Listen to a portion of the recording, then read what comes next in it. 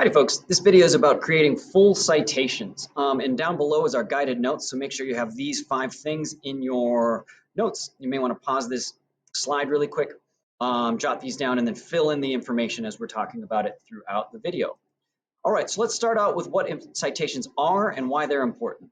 Basically, citations are just a collection of all the relevant information about a source. So we're talking authors, titles, publications, dates, things like that. And what they do is they're going to add credibility to your own argument, because it does 2 things to help us out with that. Number 1, it shows that you've actually done your research. You're just not pulling this stuff out of thin air or out of your head or your opinion. You're actually basing this on some research and facts that you found. And remember, it's not just you that's going to be saying these things. It's going to be you, and all of your sources are backing up your argument and ideas. It's also going to add that transparency. Remember, as we were going through source evaluation, it was really important for sources to list their sources, where they got information from, so we could double check and kind of fact check, is their information truthful? Is it valid? Is it credible? You're doing the same thing with your own work. And then lastly, all these authors and scientists and researchers and journalists have worked really hard to create the websites and articles that you're reading for your own research. Give them credit for that, right? I'll show you what this looks like in the real world. Your book that's nonfiction, you should see a section that's like works cited or bibliography or notes. And in that section, there should be all of the resources that this author used to create their book. And I want you to look at how many James Clear has for each chapter. There's like 12 or 13 per chapter. And what this does is, as a reader, if I'm reading along and James Clear mentions something that I think is interesting or that I want to fact check or I just want to read more about, I could flip to this section of his book and find all the relevant information. So I've got the authors, I've got the title, I've got the publication, I've got the date it was published, I've got the digital online identifier if I wanted to find that in a digital research database. All the information I would need to have to follow up with that is right there. So let's take a look at what this looks like in the format that we're going to be using as MLA format. So this right here is an example of a full finished citation, right? We've got all the relevant information: authors, titles, publications, publication dates, publication numbers, where it was accessed online, all of that stuff. And there's a couple things I want you to notice here. Notice how the article title gets quotation marks, and the journal, the scientific journal that this was published in, gets italics. So longer full publications get italics. Books, magazines, newspapers all get italics. Short works, so article titles, song names, poem names, single works of writing are going to be in quotation marks. Make sure you get that in your notes too. And this full citation has a specific order that's going to look slightly different for every source that you have.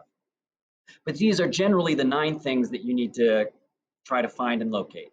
So we're going to have the author, the title of the source in quotations, the container of the source, and by container I mean where this thing was located. Where did you find it? Was this in the New York Times? Was this in the Atlantic magazine? Was this at a website called the Boston Review?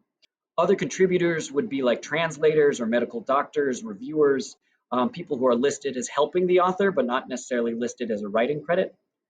Version and number are going to be for mostly print publications. You're not going to find these very often on online sources because websites don't have version numbers, but newspapers do.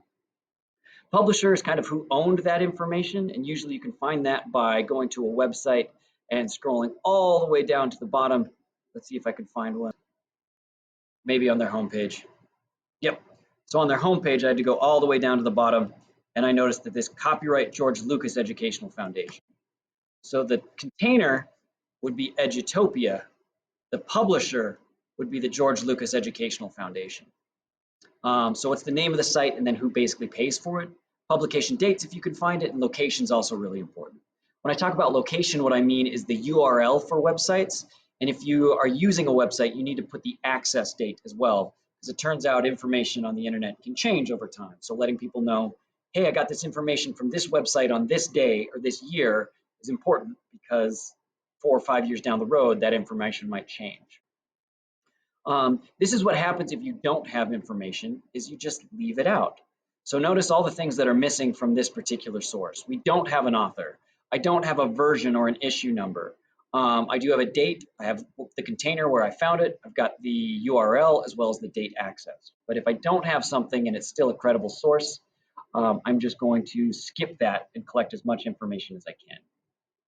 So how we're going to organize all of these when you have a number of full citations from different sources is going to be alphabetically by the first entry in that source.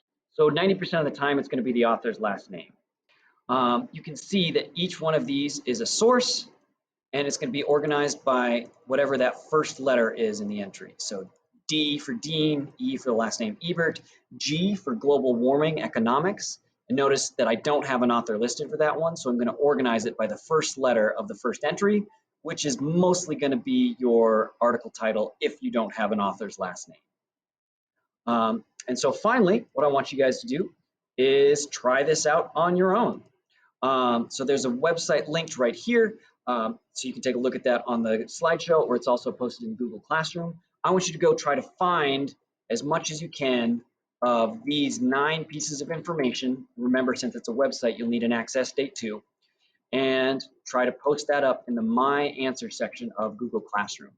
When you're done, you can check that your answer, and I'll show you the answer in just one second. But actually pause this video, go check it out. Go see if you can create that full citation by yourself. Did you do it? Cool. Here's the answer. This is what I came up with when I created my works cited full works citation. So if you got something different, maybe check in with me and see why we differed, or check in with another student. Awesome.